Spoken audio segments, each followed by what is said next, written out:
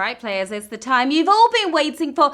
It's time to get to the quizzing. Here we go with Q1. Which of these is the name of a legendary BBC nature docuseries, Universe Wild, Planet Earth, Galaxy Fire? It's a pretty legendary series. I'm not just saying that because I also work for BBC America. Yeah. It's reality TV, the Nature Edition. Take a walk on the wild side, people, with Planet Earth. The down-to-earth answer right there. 213,000 of you knew it. Now, us New Yorkers, we don't like to venture past 14th Street, but you can travel all over the world by watching this show without actually having to go anywhere, you couch potatoes, you. Now, you all want to level up as high as you can this season. Of course, we are here to help. You can buy points multipliers if you can see it on your screen right now. The more points you earn, the higher your level. The higher your level, the better chance you have of winning the season finale with a ton of cash at stake. Going to be lots and lots and lots of money up for grabs in that finale. All right, here's Q2. Which of these US coins features a portrait of the man nicknamed the Great Emancipator? Nickel, penny, or dime? Heads or tails? What do you think? I won't try to nickel and dime you here. It's worth a lot less, actually. Penny for your thoughts. It's a penny. You're all about that dollar tonight. 162,000 of you are. A lot of you thought nickel, though. No, it was Lincoln who was known as the Great Emancipator, though not everyone agreed that he lived up to the name. Either way, he's been gracing our pennies ever since 1909. Q3, which of these rappers was born in Los Angeles? Vanilla Ice, Ice-T, Ice Cube. Don't get your ices mixed up. Keep cool and tap well. If you went for Vanilla Ice, you know nothing about hip-hop, do you? He's already told us he's straight out of Compton. A crazy MF named Ice Cube. That's who. 114,000 of you staying chill right now. The whole of NWA was from Compton in southern LA. Ice-T grew up in LA, but he was born a New Jerseyite, if that's even a real word. Q4. Which of these places was once known as New Holland? West Canada, New York, Australia. Do they have the perks? Come along with the name. If you went for New York, you need a new life, sadly. Heading down under. It's Australia. Land of the Aussies. Good on you. Oh my goodness, this was a savage question, if ever I saw one. Yeah, what's that? Almost 120,000 of you gone. We've got 38,896 still in the game. Use your extra lives, please. New York State was once New Netherland, while the city was New Amsterdam. Australia was formerly known as New Holland. Nothing new about any of these places, though, really. They're all old now. Q5. Before Live Free or Die, what one-word slogan appeared on standard issue New Hampshire license plates? Pride, scenic, liberty. One word to say it all. Didn't say it so well, though. You have lost your pride if that's what you went for here. A state with a view. It's pretty scenic, and that was another savage. Double the savage, back-to-back savage. Happening in this game. Well, it is Smart Today, after all. 28,000 of you made it through. More than 50,000 of you gone. Now, in 1971, the New Hampshire state government made the wise choice to replace that basic slogan with a much more badass version. Live free or die. I'll take the first option. Thank you very much. Q6. What MLB team used to be nicknamed the Orphans? Oakland Athletics, Boston Red Sox, or Chicago Cubs? Who would have named them that? It's the press. Not the best nickname for any sports team, even the lovable losers. Chicago Cubs is who we're talking about. 28,000 of you with a home run right there. If you think the Orphans is a terrible name, just go back further in time. The Cubs started out as the Chicago White Stockings. Pull up your pantyhose. It's Q7. Of these actors, who was the youngest to be nominated for an Oscar? Saoirse Ronan, Lucas Hedges, Timothy Chalamet. All young and super talented. All three Ladybird stars have noms to their names. Now, I'm about to butcher this name, though. Saoirse Ronan. That's how it's spelled. Saoirse Ronan is who we're talking about. 23,000 of you nailed it. You get an award yourself. Timothy scored a nod for Call Me By Your Name. Lucas snagged one for Manchester by the Sea. Love that movie. But Saoirse has racked up 3 from the tender age of 13. That was her lucky number. Q8. Joan of Arc was convicted by her enemies on which of these charges? Arson, cross-dressing, treason. Convicted by who? Who were the evil ones? Us English. Yeah, if you went for arson, you just extinguished your own fire. Getting in touch with her manly side. Cross-dressing. That's what got her in trouble. 13,591 if you nailed that. Now we sometimes get the story a little confused that Joan was charged with heresy or witchcraft. Nope, it was for wearing dudes' clothes. Time for our first prize question of the game. And remember, if you get this question right, you have the choice to either take the money or keep moving forward towards that $35,000 jackpot. Are you ready?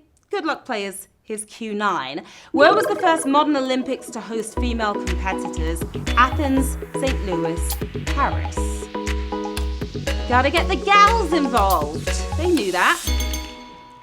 Athens won't get you the gold tonight. No, monsieur, madame, is Paris. Paris is what we were looking for. Trebia, oh my goodness. No way. Only a few of you got that right. If you got it correct, it is decision time for you right now. We are offering up cash. Will you take the money and run or keep going towards the big one? We have $1 right now to offer to 3,022 players. Remember, the next prize is 3 questions away. Do you want that $1 or you want to keep it moving? What do you think? 3,022 if you're making a choice. 2,059 players chose to take that $1. You are HQ winners tonight. Congrats to you guys. If you're moving on with me, about 1,000 left. Moving on. Let's go to Q10. According to the 2010 US Census, which of these Native American tribes has the largest population? Apache, Choctaw, Seminole. Census coming around again next year, right? Every 10 years? If you tapped on Seminole, you were semi-wrong. Actually, completely wrong. It's Choctaw. Choctaw is what we were looking for. 318 of you got that correct. The Choctaws are the 3rd largest federally recognized tribe in the US, with the Cherokees and Navajos taking the 2 top spots. That's right. Q11. What's the aeronautics term G-force a misnomer? Or why is it a misnomer? Can't be measured, not a force, doesn't use gravity. Why is G-force a misnomer? Thing about G-force is that it's not actually a force at all. That is the answer we were looking for here, and the force was with 391 of you. Here's where it gets kind of confusing. While gravity is a force, G-force is a measure of acceleration, the perception of weight, usually for an object in flight. Well, this one's heavy. Is our next prize question coming at you right now. Q12. Which of these was used as an instrument during the recording of the Beach Boys' God Only Knows? Ceramic sugar bowl, wooden spoons, orange juice bottles. God only knows the answer to this. Love that song, by the way. We hear there were 23 musicians there to record the classic, and at least one was banging on the bottom of orange juice bottles. I assume he was like 5 years old. 301 of you getting your vitamin C tonight. Now I'm tossing some more money at you players. Are you going to stash the cash or stay to try to make that dash? Let's see what's on offer for 301 players. $6.65. It's a nice amount of cash on this Saturday night. Gotta make that decision quick, fast, in a hurry. What are you going to do? 136 of you, about half of you, taking that $6.67. Your HQ winners tonight. Yeah, you are, you HQTs. And the rest of you, come with me. We've got work to do. Q13. Of these francophone cities, which is home to the most people? Port-au-Prince, Montreal, Dakar. Brimming with people, one might say. Francophone means French speaking, but knowing that wouldn't have helped you anyway. Montreal. You're trying to take it all tonight. 118 of you are. The most populated French-speaking city is Paris, of course, but the next few most populous places will take you out of France to former French colonies. Interesting stuff. right? Now remember guys, this is your last chance to use your extra lives. They won't work after Q14. Here goes. Good luck. A dog in what 90s TV show has a name taken from the book Moby Dick? The X-Files, Picket Fences, Twin Peaks. Funnily enough, that's what everyone's calling Moby the musician right now. 3 90s classics, but which one had the canine in question? Don't get X'd out. The X-Files is the answer. 124 of you made the A-list tonight. Dana Scully's dog Queequeg meets a grizzly N thanks to a sea creature, just like its namesake in the novel. And we've got a Moby Dick-sized prize question coming at you. Mo money for Moby Dick is Q15. Which of these Anton Chekhov works most closely follows the Chekhov's gun rule? Ivanov, The Cherry Orchard, The Seagull. Could be a big one right here.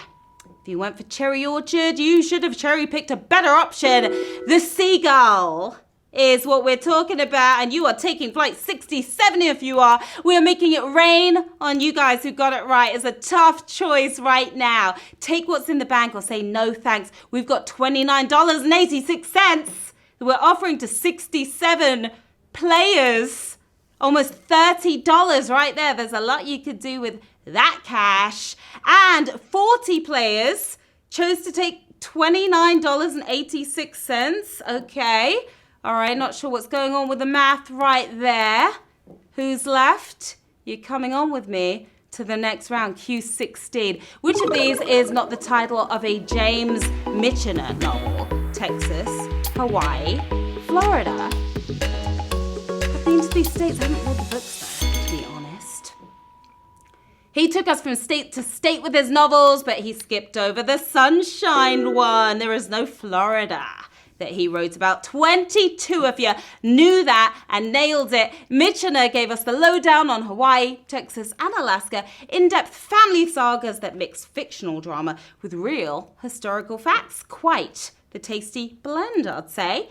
Q17, a famously strange and strong type of tadpole-shaped glass bead is named for what? Swedish philosopher, German royal, Shakespeare character. Ooh, it's an exciting game tonight. Now, if you drip molten glass onto cold water, you'll have a bead that can withstand hammer blows. Valen Dunk. German royal. You are feeling pretty regal right now. 15 of you are. Prince Rupert drops are strong, but if the tail is snapped, it explodes into powder. And you're going to explode with excitement over our next prize question. I can feel it. It's going to be a big one. Q18. Which of these words is a heteronym? Command, combine, current. A heteronym. It begins with C. It's my helpful hint. It's a word that has two different meanings when pronounced differently. You've got to combine. The combine. That is the answer. 11 of you nailed it. Now you found the combination to unlock more cash right now. Do you take it and run or do you stay for the big one? 11 of you need to make a decision right now. How much cash are we giving out? $159.10. We're offering to 11 players. What's it going to be? You're going to take that cash and dash. 5 players. 5 of you taking the $159.10. The rest of you feeling pretty brave and pretty confident. I like that. I like it. Q19. Which of these is the capital of a G20 country? Bangkok, Jakarta, Santiago. Come on, you original OGs. You've got to get this G20 if you want to make it to Q20. Bangkok will take you out with a bang because it's Jakarta. Do you get it? 6 of you got it correct. Nobody got that one wrong. Okay, now Santiago is the capital of Chile, not a G20 country. Bangkok is in Thailand, not down with G20 either. Indonesia is the G here, a true gangster. And so are 6 of you. Well done. We're moving on to Q20. Which of these is not part of the eye? Vitreous humor, sclera, incus. 6 smarty pants left in the game right now. On Smarter Day here at Q20. Got my eye on you and your sclera, but I'm looking for the Incas. Did you get Incas? 5 of you did. 1 of you got that incorrect. The vitreous humor is no laughing matter. It fills the space between the lens and retina. The sclera is the white part, but you don't want an incus in your eye. No, that's a bone.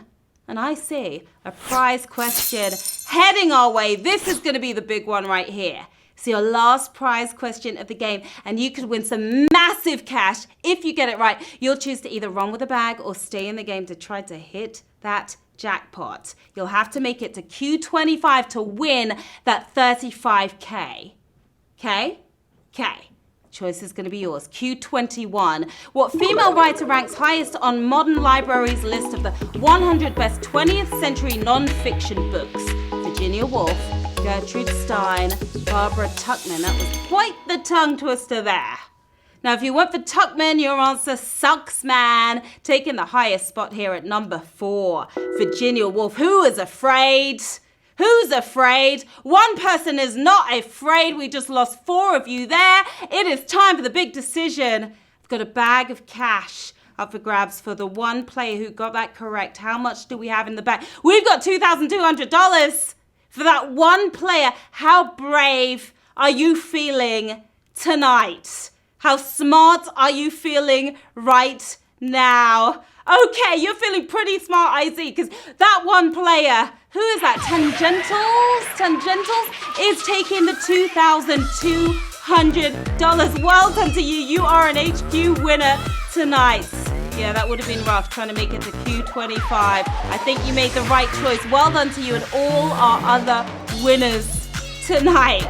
It was super fun. Stupendous game, Smarty Pants. You aced it, HQTs. Loads of winners tonight at various levels, and lots of cash was snagged, as you can see. You came, you played, you totally slayed. I'm Sharon Carpenter. Hit me on the socials, will ya? Here's where to find me. Stop by. Say hello. Now, the fun, of course, is not over yet. More Smarter Day coming your way. You know HQ Words is up next with my boy Tim. Don't miss that. 9:30 p.m. Tune in. Good luck in that game. And I will see you soon, everyone. Well done. Have an epic night. Bye.